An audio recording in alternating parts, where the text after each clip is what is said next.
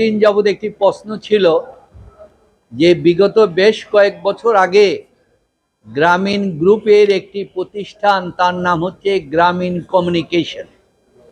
এই কমিউনিকেশনের প্রধান কার্যাবলী ছিল গ্রামীণ ব্যাংকের আইটি সেক্টরটা তারা নির্ধারণ করেছিলেন।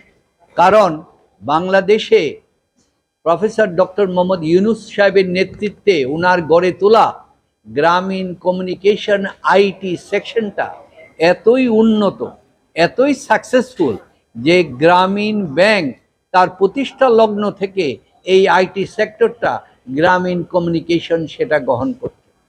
আপনারা জানেন তো ওই গ্রামীণ কমিউনিকেশনের কিছু এমপ্লয়ি তাদের চাকরি সংক্রান্ত ব্যাপারে কতগুলি মামলা দায়ের করেছিল।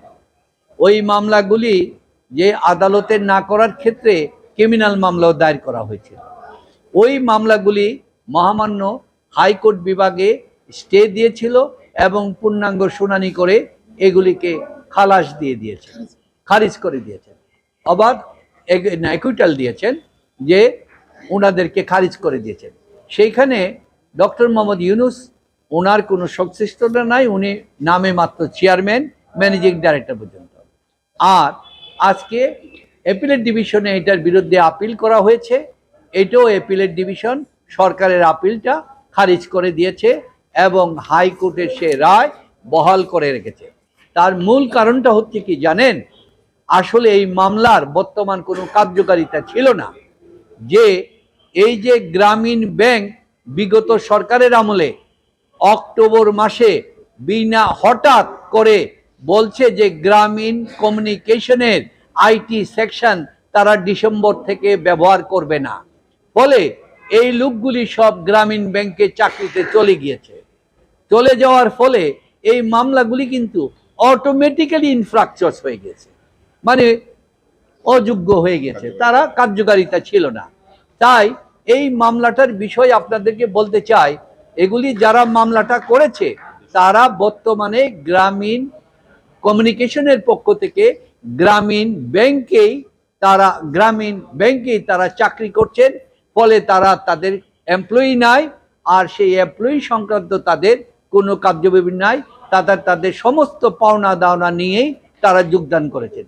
ফলে এই মামলাগুলিরও কোনো আইনগত ভিত্তি আর কার্যকারিতা নাই বিধায় এবং আইনের সঠিক নিয়মে কোনো রকম কারণ ছাড়া এবং প্রিপোস্টারাস তার কোনো এভিডেন্সিয়াল ভ্যালু ছিল না বলে, এবং যেই আইনের ধারায় এই মামলাগুলি করা হয়েছিল সেই আইনের ইনগ্রিডিয়েন্টস সেকশনের সেই ইনগ্রিডিয়েন্টসের অপরাধের সাথে কোনো সম্পৃক্ত নাই বলেই মহামান্য হাইকোর্ট চূড়ান্ত বিশ্লেষণ করে এটাকে অ্যাকুইটেড করে দিয়েছিলেন, সবাইকে খালাস দিয়েছিলেন।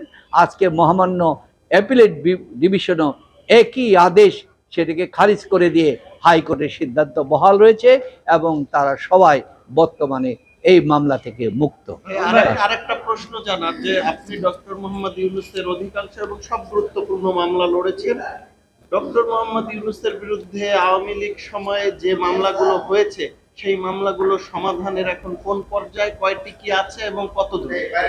আপনাদের একটি কথা বলি, আপনারা দেখেছেন যে ডক্টর ইউনূস সাহেব 8/8/2024 তারিখে ক্ষমতা গ্রহণ করলেন।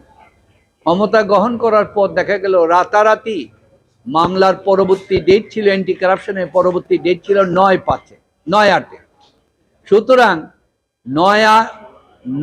5/9, কিন্তু 5/9 আসার আগেই 11 তারিখে অ্যান্টি কারাপশন মামলা উইথড্রলের চিঠি দিলেন, পিপি নথি উপস্থাপনের দিলেন, অ্যাপ্লিকেশন দিলেন, জজ সেটা করে ফেললেন, আমরা জানি না। প্রফেসর ডক্টর মোহাম্মদ ইউনূস সাহেব সুস্পষ্টতভাবে বলেছেন, আমি রাষ্ট্রীয় অধীনে থাকার ফলে কখনো যেন রাষ্ট্রীয় কোনো সিদ্ধান্তে আমার মামলা বাতিল গ্রহণযোগ্য হবে না। এই মর্মে আমরা হাইকোর্টেও দেখেছিলেন আপনারা, আমরা 561 করেছি। সেই 561 যখন আমরা অ্যাপিলেট ডিভিশনে গেলাম, তখন অ্যাপিলেট ডিভিশন আমাদেরকে প্রশ্ন করলো, তোমার তো মামলাই নাই, আমরা কিভাবে কোয়াশ করব? আমরা তখন উত্তর দিয়ে বলেছিলাম, সাপ্লিমেন্টারি এফিডেভিট দিয়ে বলেছিলাম, my lord, supreme court appellate ডিভিশনের অর্ডার অনুযায়ী, অর্ডিন্যান্স অনুযায়ী আমরা যে নির্দিষ্ট সময়ের ভিতরে মামলা দাখিল করতে হয়, নির্দিষ্ট সময়ের ভিতরে আমরা সুপ্রিম কোর্টে আপিল দাখিল করেছি, লিভ টু আপিল।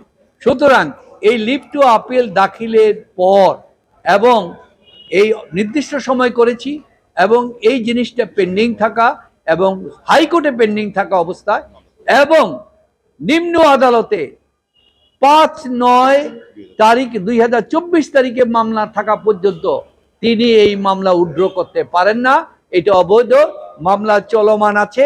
সুতরাং আইনের ভিত্তিতেই প্রফেসর ডক্টর মোহাম্মদ ইউনূস বলছেন, যদি আইন আমাকে দোষী সাব্যস্ত করে, আমি প্রধান উপদেষ্টা হই আর যাই হই, আমি আইনের প্রতি শ্রদ্ধাশীল থাকব, এটা আইনের মাধ্যমে বিচার হবে।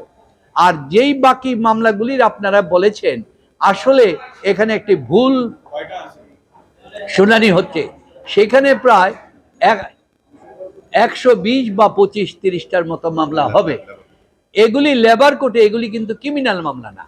ক্রিমিনাল মামলা হয়েছিল 2টা, একটা লেবার কোর্টে আপনারা জানেন, যেটা লেবার অ্যাপিলেট কোর্ট পূর্ণাঙ্গ শুনানি করে আপনাদের উপস্থিতিতে এটাকে খালাস দিয়েছে। আরেকটা হয়েছিল অ্যান্টি কারাপশন মামলা, যেটা অ্যাপিলেট ডিভিশন আছে। আর বাকি মামলাগুলি হচ্ছে শ্রমিকদের বিভিন্ন বেতন টেতন সংক্রান্ত পাওয়া সম্পর্কে। এইখানে ডক্টর ইউনূস সাহেবের কোনো সংশ্লিষ্টতা নাই, কারণ উনি নামে মাত্র চেয়ারম্যান, চেয়ারম্যানের কোনো এক্সিকিউটিভ পাওয়ার নাই এক্সেপ্ট মিটিংয়ে প্রিজাইড করার জন্য। এই মামলাগুলি লেবার কোর্টে চলছে।